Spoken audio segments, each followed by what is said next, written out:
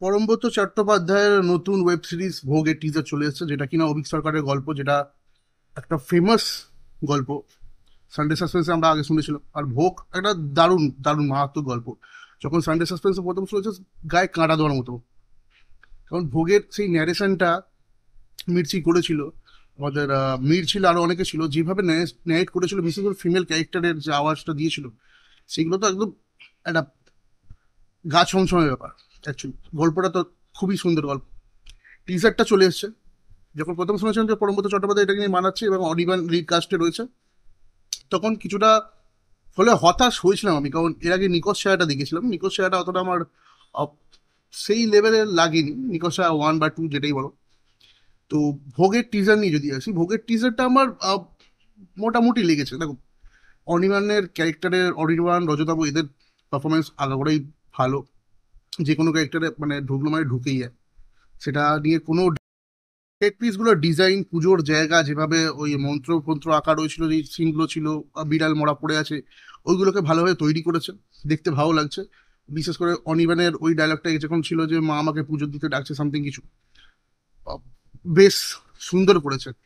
Camera angle, movement সবকিছুই ভালো। মূর্তিটাকে সুন্দর তৈরি করা হয়েছে, একদম ডেসক্রিপশন অনুযায়ী, যে হাতে বিনা খড়গ, স্কাল নিয়ে বসে আছে একটা। আমার যেটা ভালো লাগেনি সেটা হচ্ছে পার্ণ মিত্রর ক্যারেক্টারটা যখন বলবে না, ওটা একটা অন্য লেভেলে ছিল। ওখানে ছিল কথাটা যে মাকে ভোগ দেবেন না দাইদা বাবু, যেটা যেভাবে থ্রোয়িংটা ছিল, যে মাকে ভোগ দেবেন না দাইদা বাবু, সামথিং কিছু বললো, ওটা আলাদা লেভেল ছিল। এখানে এখানে তো একটু অন্য লেভেল, যে আমাকে ভোগ দেবে না দাদা বাবু, এরকম কিছু লাগছে। এইটা প্রথম গেল। পাণ্ডমিত্রের কাজটা এবার সিরিজ বেরোলে দেখতে পারবো যে কিরকম কাজ হয়েছে। বাট এটা আমার খুব একটা ভালো লাগেনি। বিশেষ করে টিজারে ওই ডায়লগটা রাখা দরকার ছিল, যে মায়ের পুজোতে বাধা দেবে না, এই যে সামথিং যে কিছু ডায়লগ ছিল।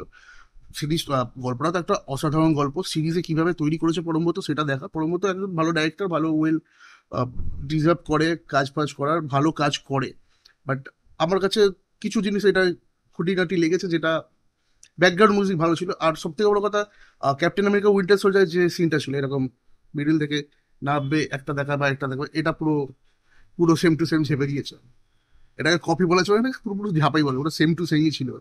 তো কিছুটা এরকম লেগেছে। এবার দেখা যাক কি হয়। উম, পয়লা মে আসবে। উম, দেখা দেখা যাক কি হয়। তোমরা যারা নতুন আছো, চ্যানেলটাকে সাবস্ক্রাইব করো, বেল আইকনে প্রেস করে দাও, নতুন আরো চ্যানেলটাকে সাবস্ক্রাইব করো। আর যারা ভোগের টিজারটা দেখলে তোমরা জানো, এবং যারা শুনেওছো ভোগের গল্পটা, তারাও জানো যে তোমাদের কিরম লাগলো এটা। আমার একটু খামতি লেগেছে, বাট দেখা যাক কি হয়। সিরিজটা বেরোলে বুঝতে পারবো। কারণ অনির্বাণের কাজ তো কোনো ডাউট নেই, ভালোই করবে। বাকিটাও ভালো করবে। পাণ্ডমিত্রটা নিয়ে একটু দেখার আছে, দেখা যাক।